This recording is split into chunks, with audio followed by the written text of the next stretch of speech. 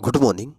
भारत भूगोल का मैपिंग करवाया जा रहा है आपको। जिस तरह से एक अच्छी इमारत बनाने के लिए उसका बेस, उसका नींव बहुत मजबूत होना चाहिए, वैसे भारत भूगोल को भी बेहतर समझने के लिए, उसके आंकड़ों को दिमाग में इकट्ठा करने के लिए एक बार उसकी मैपिंग मैपिंग बहुत ज़रूरी है। इसलिए आपको मैपिंग पहले कराई जा रही है, क्योंकि इसके बाद आपको भूगोल पढ़ाया जाएगा, भारत भूगोल। तो मैपिंग ध्यान से करिएगा, कुछ भी मत छोड़ा करें, ध्यान से मैपिंग किया करें, एकदम कॉन्सेंट्रेट होकर मैपिंग किया करें, तभी उसका फ़ायदा आपको विशेष तौर पे मिलेगा। अगर आप तैयारी कर रहे हो वास्तव में तो, अगर केवल टाइम पास है तो कोई फ़ायदा नहीं है मैपिंग करने का ना करने का। तो चलिए, आपके पास ये बुक होना चाहिए, ऑक्सफोर्ड स्टूडेंट एटलस, और इसका आप पृष्ठ खोलिए। शुरू करते हैं। आज नंबर किसका है? आज छत्तीसगढ़ को हम मैपिंग करेंगे। कल हमने मध्य प्रदेश की मैपिंग किया था, आज उसके जस्ट बगल में छत्तीसगढ़ है, छोटा सा राज्य है। टाइम रहेगा तो उड़ीसा भी कर लेंगे, नहीं तो छत्तीसगढ़ को ही करेंगे, नेक्स्ट टाइम उड़ीसा को कर लेंगे।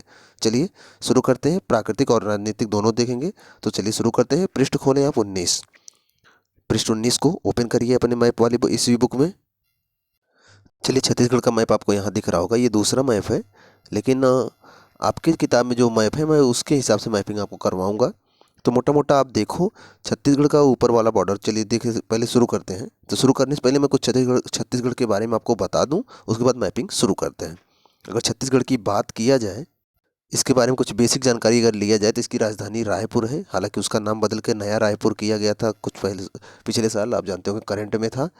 और ये छत्तीसगढ़ों की संख्या के आधार पर छत्तीसगढ़ नामकरण बहुत पहले कर दिया गया था। यहाँ पर कलचुरी वंश, चेदी वंश आदि लोगों ने यहाँ पर शासन किया था। बाद में इसका नाम छत्तीसगढ़ पड़ा। 2000 में एक नए राज्य के रूप में, 26वें राज्य के रूप में सामने आया था। और जनगणना के हिसाब 2011 की जनगणना के अनुसार यहाँ पर जो जनसंख्या थी लगभग 2 करोड़ 55 लाख थी, जिसमें से 1 करोड़ 1 करोड़ 28 लाख के आसपास पुरुष हैं और 1 करोड़ 27 लाख के आसपास महिलाएं हैं। तो एक प्रकार तो आप देखते हो, अभी तक जितने राज्यों को हमने आपको जनसंख्या बताई 2011 की जनगणना के अनुसार, पुरुष ही आपको ज़्यादा मिले होंगे, महिलाएं कम मिली होंगी। और अगर साक्षरता की बात करें यहाँ पर, तो यहाँ की जो साक्षरता है वो 71.04% है, मतलब कि यूपी से भी ज़्यादा है। यूपी से तो ज़्यादा ही है ना, यूपी का 67.67 है, याद रखना। और दूसरी बात, पुरुष साक्षरता भी यहाँ ज़्यादा 81% है, लगभग 81.5%, और महिला साक्षरता 60.5% है। पुरुष पर साक्षरता हमेशा ही ज़्यादा थी, हर जगह से ही मतलब हर जगह में ज़्यादा है, तो ध्यानते रहेगा। उसके बाद यहाँ की जो मुख्य भाषा है, भाषा की बात करें तो हिंदी बोली जाती है, छत्तीसगढ़ी बोली जाती है, उर्दू बोली जाती है। और इसका जो उच्च न्यायालय है वो बिलासपुर में है। तो मैपिंग करेंगे तो बिलासपुर मिलेगा भी, तो इसका उच्च न्यायालय बिलासपुर में है। ये चीज़ें आप जानते रहेगा। और अगर बात करें इसका राजकीय पक्षी, तो पहाड़ी मैना है, पहाड़ी मैना राजकीय पक्षी है। राजकीय वृक्ष एक सरई नाम का वृक्ष होता है, वो है। और राजकीय जो पशु है जंगली भैंसा, मतलब वन भैंसा है। ये सब चीज़ें जानते रहेगा। चलिए फिर अब शुरू करते हैं छत्तीसगढ़ के बारे में। अब पहले छत्तीसगढ़ के बारे में अगर बात करेंगे, तो पहली बात तो ये जानते रहेगा कि यहाँ पर जो मुख्यतः वृक्ष मिलते हैं वो साल के मिलते हैं। आम के वृक्ष, महुआ, जामुन, बांस, सागौन, तेंदू, खैर आदि सब के वृक्ष यहाँ पर मिलते हैं। अगर यहाँ कुछ जलप्रपात हैं, जैसे कि चित्रकूट जलप्रपात, सत्तारा जलप्रपात, गुप्तेश्वर जलप्रपात, ये तो सब हम वहाँ प्राकृतिक जब मैप करेंगे तो वहाँ देख लेंगे। कुछ चीज़ें ऐसे जानते रहिएगा आप, जैसे नदियाँ हैं, महानदी, गोदावरी, नर्मदा, रिहंद आदि, इंद्रावती आदि बहुत सारी नदियाँ के पार्ट यहाँ से निकलते हैं। तो चलिए शुरू करते हैं मैपिंग छत्तीसगढ़ की। तो जो मैपिंग का आपको तरीका बताया है कि मैपिंग करने का सबसे अच्छा तरीका, सबसे पहले उस राज्य की राजधानी को कवर करें। तो सबसे पहले आप पृष्ठ 19 पर जो छत्तीसगढ़ का मैप है, उसमें आप छत्तीसगढ़ की राजधानी रायपुर को देखो कहाँ पर है। मिला आपको? आपको जहाँ छत्तीसगढ़ लिखा होगा उसके जस्ट नीचे ही रायपुर है। तो हालांकि उसका नाम बदला गया, नया रायपुर किया गया है, तो वही रायपुर है। आप उसको गोला करो, कवर करो उसको। ठीक है। अब रायपुर से हम चलते हैं आगे। रायपुर के आप ऊपर देखें, आपको मिलेगा बिलासपुर। मिला?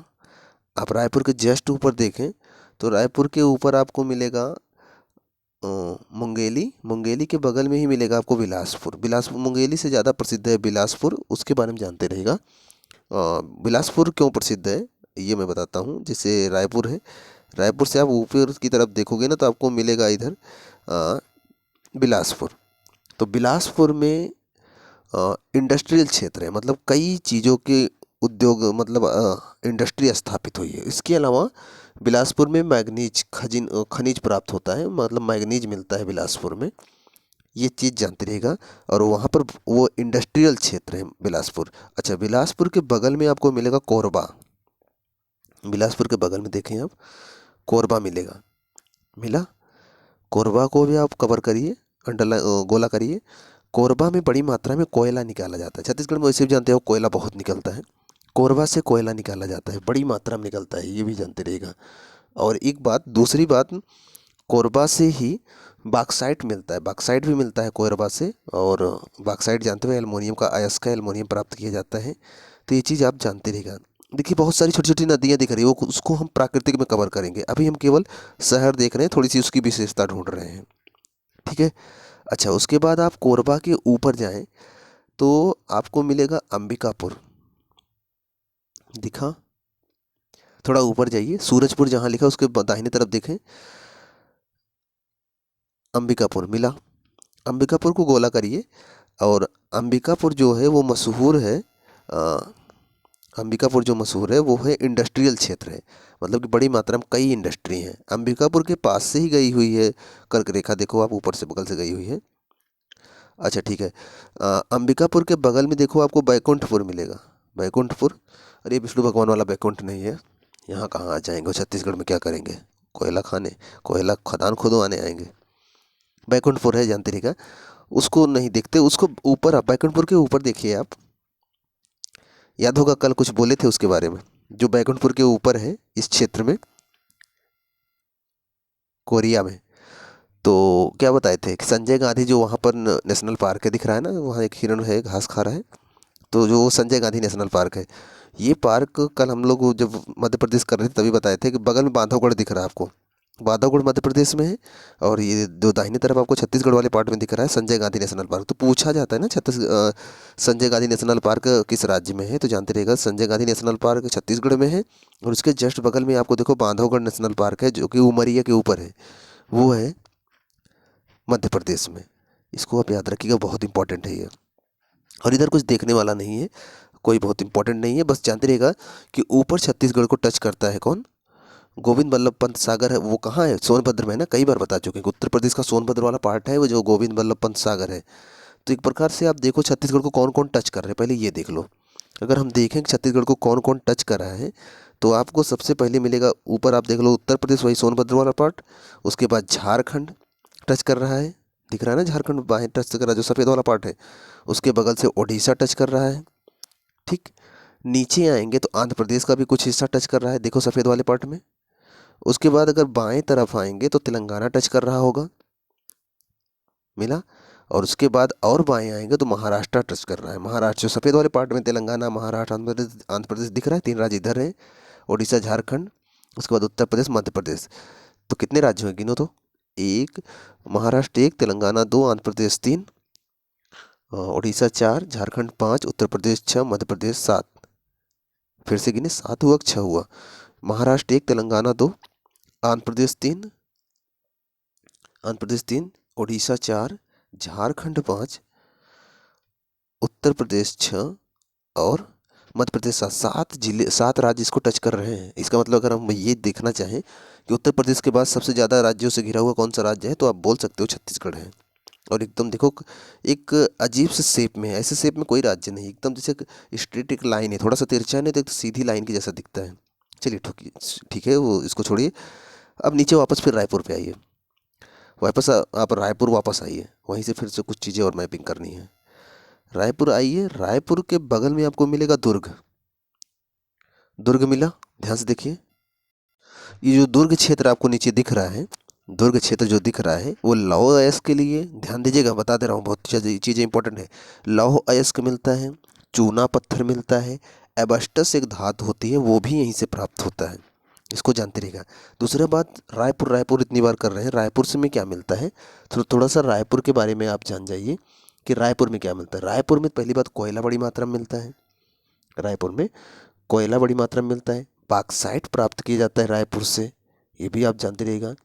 इसके अलावा रायपुर से आपको चूना पत्थर भी मिलता है, बहुत सारी चीज़ें मिलती हैं रायपुर से, ऐसे नहीं राजधानी बन पे बैठा हुआ है। इसके अलावा हीरा का भी कुछ, थोड़ा सा हीरा भी मिलता है, मतलब कि सबसे ज़्यादा 90% ज़्यादा मध्य प्रदेश में हीरा मिलता है, लेकिन रायपुर से भी कुछ हीरा मिलता है। सिर्फ चीज़ें जानते रहेगा, मोस्ट इंपॉर्टेंट है इसलिए मैं बता रहा हूँ आपको। और फ्लोराइट एक धातु होता है, वो भी मिलता है रायपुर से। रायपुर हो गया। अच्छा, रायपुर के आपको नीचे मिलेगा दुर्ग और रायपुर के बीच में एक स्थान है भिलाई। ध्यान से देखिए आप भिलाई को आप अंडरलाइन करिए, कवर करिए, भिलाई को गोला करिए। वहाँ पर भिलाई से भी लौह अयस्क मिलता है और चूना पत्थर मिलते हैं, जानते रहेगा। अच्छा, एक स्थान हम देखे थे कोरिया, ध्यान से देखो कहाँ गया। कोरिया ढूंढिए आप, कोरिया यहीं कहीं था। अभी फिर से देखिए उसको ध्यान से। कोरिया शायद इसमें दिया नहीं है, कोयला उत्पादन के लिए बड़ा मशहूर है और इसमें देना चाहिए था उसको, इतना मतलब मशहूर स्थान है, फिर भी इसमें नहीं दिया, या फिर हमारी निगाह नहीं पहुंच पा रही होगी। इतना जानते रहिएगा, कोरिया एक स्थान है इसमें और वो कोयला उत्पादन के लिए बहुत मशहूर है। ठीक है, अगर होगा कहीं तो बताइएगा अगर आपको मिले तो। वैसे हमको लग रहा है इसमें नहीं है, इसमें नहीं दिया है। चलिए ठीक है, रायपुर वापस आइए। अब रायपुर के आसपास भिलाई और दुर्ग मिला, आपको अंडरलाइन कर लिए हैं। ठीक है, अब नीचे आइए, एकदम से नीचे आइए, एकदम छत्तीसगढ़ में एकदम से दक्षिण पार्ट में आइए। दक्षिण में आइए, आपको बाएं तरफ मिलेगा इंद्रावती नेशनल पार्क। मिला, एक शेर छपा हुआ है, देखिए, गोला करिए उसको।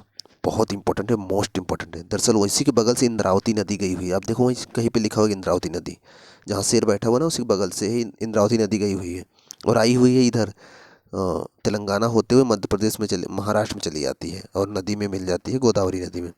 तो इंद्रावती नेशनल पार्क मिला, आपको गोला कर लीजिएगा, छत्तीसगढ़ में है, मोस्ट इंपॉर्टेंट है। इंद्रावती नदी भी बहती है उसी के बगल से, उसी के नाम पे रखा गया है। तो ये बहुत इंपॉर्टेंट है, कई बार पेपर में पूछा गया है। अच्छा ठीक है, उसके बगल में आपको देखो इंद्रावती के दाहिनी तरफ देखो, आपको दांतेवाड़ा मिलेगा, दंतेवाड़ा, किरंदुल, देखिए उसे गोला करिए। ये जो दांतेवाड़ा है ना, ये चूना पत्थर के लिए, टिन अयस्क के लिए और कोरंडम के लिए बहुत मशहूर है, जानते रहेगा। निचले पार्ट में आपको मिलेगा, ध्यान से देखेंगे तो इंद्रावती जो मिला है नेशनल पार्क, उसके बगल दाहिने तरफ मिलेगा, ध्यान से देखिए और गोला करिए, बहुत इंपॉर्टेंट है ये। थोड़ा ऊपर चलिए आप, दांतेवाड़ा के ऊपर आपको मिलेगा जगदलपुर, उसके बाद कोंडागांव, उसके बाद आपको मिलेगा सीता नदी। मिला, गरियाबंद नामक स्थान के पास है सीता नदी, एक हिरण छपा हुआ है, घास खा रहा है। तो सीता नदी अभ्यारण्य कहाँ पर है, गोला करिए इसको, छत्तीसगढ़ में है, याद रखिएगा, इंपॉर्टेंट है ये। और इधर कुछ इंपॉर्टेंट नहीं है बाकी। जो चीज़ें इंपॉर्टेंट थी मैंने आपको बता दिया। वैसे बहुत सारे यहाँ शहर हैं, कोई बहुत इंपॉर्टेंट नहीं है। जो जो चीज़ें इंपॉर्टेंट थी उसको आप अंडरलाइन कर लिए हैं। अब हम चलते हैं छत्तीसगढ़ के प्राकृतिक में और देखते हैं कुछ यहाँ के पठार, पर्वत और नदियों के बारे में। चलिए वापस आइए आप प्राकृतिक में, पृष्ठ संख्या 18 पे आइए वापस। वीडियो रोक के पृष्ठ संख्या 18 पे आइए और जहाँ बोल रहे वहाँ देखिए। कल हमने मध्य प्रदेश किया था ना, तो मध्य प्रदेश वाला हिस्सा छोड़ दीजिएगा। मैकाल के अंदर जहाँ से छत्तीसगढ़ लिखा गया है, मैकाल पर्वत श्रेणी है ना, उसके अंदर से जहाँ छत्तीसगढ़ शुरू है वही छत्तीसगढ़ वाला पार्ट है, नीचे तक आएगा। आप इस मैप से मिला लीजिएगा कितने नीचे तक आएगा, क्योंकि उसके नीचे से तेलंगाना शुरू होगा, तेलंगाना में नहीं जाना है। उसके दाहिनी तरफ से आंध्र प्रदेश शुरू होगा, उधर नहीं जाना है। और दाहिनी तरफ से उड़ीसा शुरू होगा, उधर भी नहीं जाना है। केवल जितने में छत्तीसगढ़ फैला हुआ है नीचे वाले पार्ट में देख लीजिएगा, प्राकृत राजनीतिक में, उसी के हिसाब से हमें यहाँ मैपिंग करना है कि छत्तीसगढ़ में क्या क्या है। चलिए फिर शुरू करते हैं। अब छत्तीसगढ़ में अगर आप चलेंगे तो आपको मैकाल के पहाड़ के मैकाल पर्वत के नीचे से आपको बगल में लिखा होगा छत्तीसगढ़ और उसके नीचे लिखा होगा रायपुर। प्राकृतिक में देखिए, राजनीतिक में नहीं देखना है। अच्छा ठीक है, रायपुर में आप आ गए तो सबसे पहले मैं जो चीज़ बता रहा हूँ उधर चलिए आप। सबसे पहले आप रायपुर के नीचे आए तो आपको मिलेगा दंडकारण्य, दंडकारण्य और नीचे बस्तर का पठार। मिला, दंडकारण्य और बस्तर का पठार मिल गया होगा। आप गोला करिए इस पर, बहुत इंपॉर्टेंट है, मोस्ट इंपॉर्टेंट है। मैं कई बार ये बता रहा हूँ, ये बहुत बार पूछा गया है, किस राज्य में है दंडकारण्य का पठार या फिर बस्तर का पठार। तो ये आपको मिल गया होगा, ये है छत्तीसगढ़ में। ठीक है, इसको याद रखिएगा, बहुत इंपॉर्टेंट है। अब ये पठार जो है रायपुर के आसपास तक फैला हुआ है, यहाँ पर ऊंचाई है थोड़ा सा। और ये जो दंडकारण्य का पठार है, बस्तर का पठार जो लिखा गया है, इसके थोड़ा सा नीचे आए तो आपको मिलेगा बैलाडीला। मिला, 1240 मीटर ऊंची एक चोटी है, वहाँ पर देखो त्रिभुज जैसा संरचना ब्लैक कलर का है। तो ये जो ब्लैक कलर का संरचना त्रिभुज जैसा दिखाता है ना, चोटी का निशान है। तो वहाँ पर एक चोटी की संरचना है ब्लैक कलर की, तो वो है बैलाडीला पर्वत। तो बैलाडीला पर्वत कहाँ मिलेगा आपको, दंडकारण्य के पठार की एक चोटी है जो कि छत्तीसगढ़ में मिलेगा, याद रह जाएगा। अब ये जो दंडकारण्य का पठार है, इसके उत्तर वाले पार्ट में बहुत सारी छोटी छोटी नदियाँ निकली हुई हैं। जैसे आप देखो जहाँ रायपुर है वहाँ से देखो तो दंडकारण्य के पठार के नीचे उत्तर की तरफ आप देखोगे तो एक छोटी सी नदी गई है, कोत्री, ध्यान से देखो जितनी चीज़ें मैं बोल रहा हूँ, गोला करके आप देखते चलिए। कोत्री, बौधिर्म, मिला, ध्यान से देखिएगा। उसके बाद आप ये जो कोत्री है आगे बढ़ी हुई है तो तांडुला तालाब के पास से आगे निकली हुई है। उसके बाद एक बाएं तरफ से नदी आई है सेवानाथ, दिख रहा है। ये सब मिली जा रही हैं और आगे बढ़ रही हैं, रायपुर के पास से जा रही हैं। और इधर से एक मारमलेसी जलाय मार मसीली जलाशय दिख रहा है आपको। उसके और उसके बगल से सांदूर, ध्यान से देखिएगा, कन्फ्यूजन मत होइएगा। सांदूर, पायरी पायरी दिख रहा है, जोंक, ये सब नदियां हैं और ये सब आकर मिल रही हैं और सब एक जगह मिलकर एक बड़ी सी नदी बना रही हैं। आप देखो जहाँ छत्तीसगढ़ बड़ा सा लिखा है तो उसके चारों तरफ नसों की तरह से नदियाँ आई हुई हैं। और ये देखो उधर अमरकंटक से भी छोटी छोटी ढेर सारी नदी देखो, ऊपर जहाँ मैकल का पर्वत लिखा गया है उसके नीचे अमरकंटक लिखा गया है। अमरकंटक से भी ढेर सारी नदियाँ आई हुई हैं और ये सब बिलासपुर के पास से आकर एक नस नस जैसी संरचना बनाकर मिल गई हैं। मिलकर एक बड़ी नदी बनाई है, नाम है उसका महानदी। देखो वहाँ पर जहाँ छत्तीसगढ़ लिखा है उसके ऊपर देखो महानदी लिखा गया है, दिख रहा है। अब ये महानदी आगे बढ़ता है, आगे बढ़ते हुए ये जाता है उड़ीसा में। उड़ीसा में एक बांध बनाया गया, हीराकुंड बांध। आप अक्सर पढ़ते हो ना हीराकुंड बांध किस नदी पर है, तो हीराकुंड बांध किस नदी पर है, और महानदी पर है। और कहाँ पर है तो आप देखो मैप में लिखा है ना, हीराकुंड जलाशय उड़ीसा में है। कितनी छोटी छोटी नदियों को अगर पूछा जाए, किसी सहायक नदी, जोंक नदी, पैरी नदी, सांदुर नदी, अ, तांडुला तालाब, सेवानाथ, उधर से ऊपर से ढेर सारी नदियाँ आई हुई हैं। यहाँ पर कुरुंग जलाशय एक आया बिलासपुर के ऊपर, देखो अब कुरुंग जलाशय। तो ये तमाम नदियाँ आकर मिली। इधर से देखो आप, एक और कुरुंग जलाशय के बगल में जहाँ कोरबा लिखा है उसके बगल से एक लिखा है मंड, मंड नदी भी आकर मिली है इसी में। तो ये सब नदियाँ मिलकर एक बड़ी नदी बनाती हैं, उसका नाम रखा गया है हीराकुंड। अब हीराकुंड देखोगे आप तो निकली किधर से है, मार मसीली जलाशय जो है उसके पास आसपास के क्षेत्र से। मतलब ये कहाँ का क्षेत्र है, दंडकारण्य का पठार का क्षेत्र है। तो ये पूछा जाता है ना कि इधर से, तो कहीं पर मिलता है अमरकंटक का क्षेत्र, कहीं मिलता है दंडकारण्य का क्षेत्र। तो मुख्यतः ये क्या है कि नसों के रूप में फैली हुई है। अब किताब लिखने वाले कैसे भी लिख दें उनके ऊपर है। वास्तविकता अगर आपको विशेष जानकारी पता रहे तो आप बता सकते हो कि कुछ क्षेत्र, कुछ नदियाँ छोटी छोटी आकर उधर से दंडकारण्य के पठार से आकर मिली हुई हैं, कुछ अमरकंटक वाला मैकाल वाले क्षेत्र से आकर मिली हुई हैं। इससे महानदी बनी हुई है। और ये महानदी ऊपर हीराकुंड बांध बनाया गया है उड़ीसा में, फिर वही बांध से पानी आगे बढ़ता है। अब थोड़ा सा उड़ीसा में बढ़ लेते हैं, नहीं तो उड़ीसा तो बाद में करेंगे ही।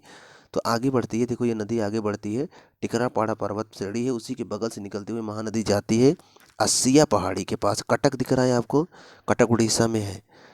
भारतीय चावल अनुसंधान केंद्र भी है यहाँ यहीं पर। और इसी कटक के पास से डेल्टा बनाना शुरू करती है, डेल्टा बना के गिरती है बंगाल की खाड़ी में। और कटक कहाँ है, भुवनेश्वर के जस्ट बगल में है। भुवनेश्वर के बगल में आपको मिलेगी चिल्का झील, देखा।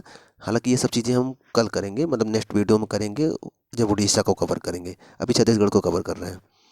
तो पहली बात तो आपको एक चीज़ मिल गई कि हमने महानदी का पूरा यहाँ डाटा देख लिया, कैसे कैसे गई हुई है और कैसे बनी हुई है। दूसरा, हमने दंडकारण्य पठार देख लिया और बस्तर का पठार देख लिया। ठीक, अब आगे बढ़ते हैं। आपको एक मिलेगा इंद्रावती, जहाँ बस्तर का पठार लिखा गया है उसके बगल में देखो इंद्रावती लिखा गया है, इंद्रावती लिखा गया है, इंद्रावती लिखा हुआ है, देखिए ध्यान से। ये जो इंद्रावती है ना, इंद्रावती नदी है, ऊपरी कोलाब जलाशय लिखा गया है ना, तो यहीं से इंद्रावती नदी आगे बढ़ी, मतलब उड़ीसा के क्षेत्र से निकल कर ये बाएं तरफ आ रही है। ध्यान दीजिएगा, इसे जाना चाहिए बंगाल खाड़ी से, लेकिन ये बाएं तरफ आ रही आती है। और बस्तर के पठार से देखो, बस्तर के पठार से इंद्रावती नदी प्रवेश कर रही है। ध्यान से देखो आप, बस्तर का पठार जहाँ लिखा है उसी के नीचे से देखो इंद्रावती गई हुई है। ये इंद्रावती नदी आगे बढ़ती है और बस्तर का पठार क्रॉस करके आती है ये महाराष्ट्र के क्षेत्र में। और महाराष्ट्र के क्षेत्र में आकर किस नदी से मिल रही है, ध्यान से देखो आप, जिस नदी से मिल रही है उसका लास्ट पॉइंट देखो, गोदावरी लिखा गया है। बंगाल खाड़ी तरफ देखो, जहाँ पूर्वी सिरकार से लिखा गया है, वहीं देखो गोदावरी छोटा सा लिखा गया है। इसका मतलब इंद्रावती किसकी सहायक है, गोदावरी की सहायक है। इंद्रावती देखो आई है छत्तीसगढ़ के पीछे से, उड़ीसा के क्षेत्र से निकल कर छत्तीसगढ़ को क्रॉस करके आई है, महाराष्ट्र में मिल गई है किससे, गोदावरी से। गोदावरी कहाँ निकली है, महाराष्ट्र के नासिक से निकली हुई है। तो महाराष्ट्र में हम कवर करेंगे, अभी महाराष्ट्र तो हुआ नहीं है, बस जानते रहेगा।